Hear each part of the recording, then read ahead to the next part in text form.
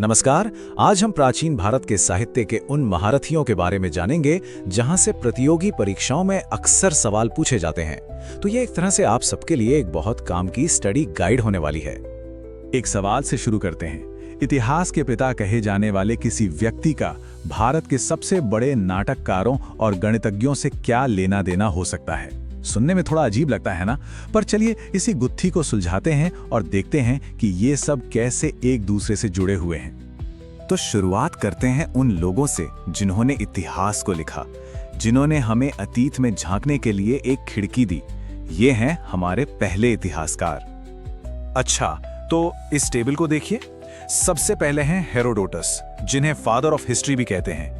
इनकी किताब हिस्टोरिका में भारत और फारस के रिश्तों का जिक्र मिलता है, जो उस जमाने के ग्लोबल कनेक्शन को दिखाता है।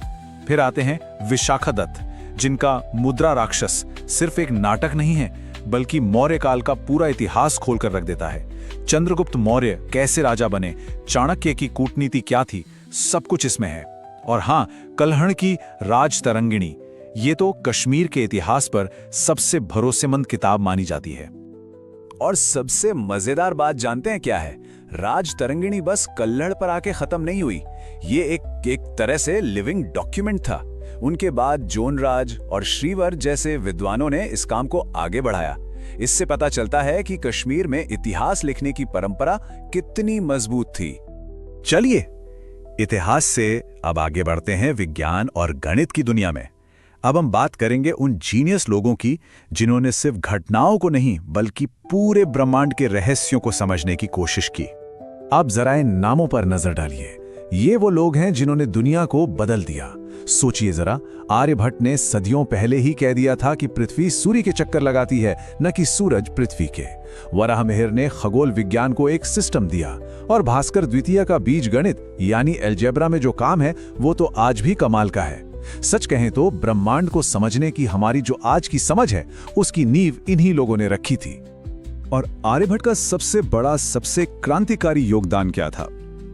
वो था जीरो और डेसिमल सिस्टम, मतलब दशमलव प्रणाली। ये बहुत सिंपल सी बात लगती है कि किसी अंक की वैल्यू इस पर डिपेंड करती है कि वो कहां रखा है। जैसे 1 और 10 में 1 की वैल्यू अलग अलग है, पर इसी एक खोज ने, इसी एक आइडिया ने गणित की पूरी दुनिया बदल दी, और इसी से आज की मॉडर्न साइंस और टेक्नोलॉजी का रास्ता खुला। उनकी किताब आर्यभट्टियम तो जैसे एक खजाना है। उन्होंने ये नहीं कहा कि ग्रहण राहु केतु की वजह से होते हैं, नहीं, उन्होंने इसके पीछे के साइंटिफिक कारण बताए। उन्होंने पृथ्वी का सरकमफेरेंस यानी उसकी परिधि को कैलकुलेट किया, और वो भी कमाल की एक्यूरेसी के साथ। ये सारी बातें, ये सब कुछ अपने समय से सदियों आगे की थीं। तो हमने साइंस और मैथ्स की बात कर ली, पर ऐसा नहीं था कि सिर्फ यही सब हो रहा था। उस दौर में आर्ट और लिटरेचर यानी कला और साहित्य भी अपने पीक पर था। तो चलिए अब चलते हैं संस्कृत ड्रामा की दुनिया में, उन मास्टर्स के पास जिन्होंने स्टेज पर इंसानी जज्बातों को जिंदा कर दिया। यहां देखिए, ये हैं संस्कृत मंच के दिग्गज कालिदास, जिन्हें भारत का शेक्सपियर भी कहा जाता है, से लेकर भवभूति तक। और इसमें एक राजा भी हैं, हर्षवर्धन, जो राज करने के साथ साथ कमाल के नाटक भी लिखते थे। इन सब ने अपने नाटकों में उस जमाने के समाज और संस्कृति की झलक दिखाई है। और कमाल की बात यह है कि उनके लिखे नाटक आज भी पूरी दुनिया में पढ़े और खेले जाते हैं। इन नाटकों की रेंज देखिए, कितनी अलग अलग तरह की कहानियां हैं। एक तरफ है कालिदास, जिनकी कहानियां ज्यादातर राज दरबारों, राजा रानियों के रोमांस पर बेस्ड होती थी, जैसे मालविकाग्निमित्रम। और दूसरी तरफ है शूद्रक, जिनका नाटक मृच्छकटिकम हमें गलियों में ले जाता है, आम लोगों की जिंदगी दिखाता है। एक गरीब ब्राह्मण और एक गणिका की प्रेम कहानी। इससे पता चलता है कि उस दौर का लिटरेचर कितना रिच और डाइवर्स था। अच्छा, ड्रामा तो हो गया, पर कहानी कहने के और भी तरीके थे, जैसे कविताएं और छोटी छोटी कथाएं।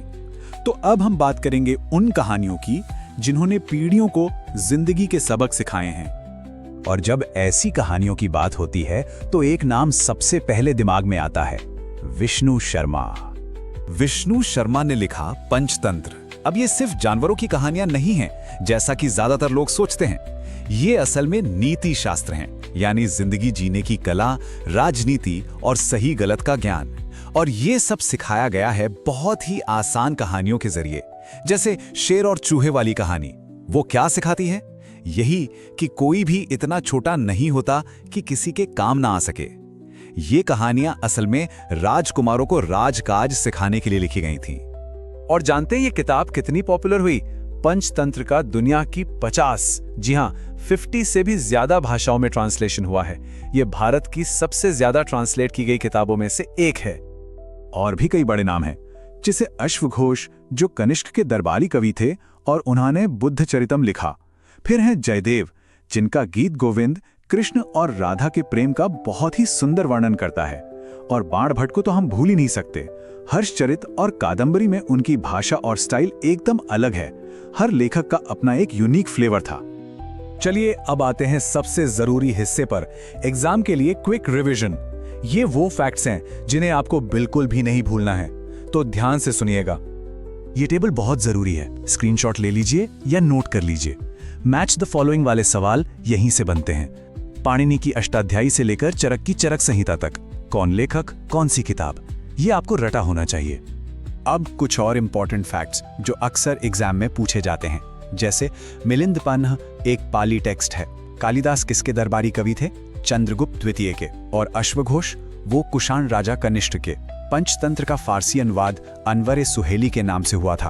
और भास्कर द्वितीय का एल्जेब्रा में योगदान मत भूलिएगा। ये छोटी छोटी बातें ही हैं जो आपको बाकी लोगों से 2 कदम आगे रखती हैं। और अंत में गीता का ये श्लोक, कर्मण्येवाधिकारस्ते मा फलेषु कदाचन, मतलब हमारा अधिकार सिर्फ कर्म करने पर है, उसके फल पर नहीं। ये सिर्फ एक आध्यात्मिक बात नहीं है, ये जिंदगी जीने का एक प्रैक्टिकल तरीका है, खासकर जब हम किसी परीक्षा की तैयारी कर रहे हो। हमारा काम है मेहनत करना, बस फल की चिंता किए बिना। तो हमने देखा कि प्राचीन भारत का साहित्य और विज्ञान कितना समृद्ध था। जीरो के कॉन्सेप्ट से लेकर पंचतंत्र की कहानियों तक इनकी प्रासंगिकता आज भी कम नहीं हुई है। इन हजारों साल पुरानी किताबों में आज भी हमारी दुनिया के लिए बहुत कुछ है। तो जाते जाते एक सवाल छोड़ जाते हैं, इनमें से कौन सा विचार या कौन सी खोज आज के जमाने में सबसे ज्यादा मायने रखती है? इस पर सोचिएगा जरूर।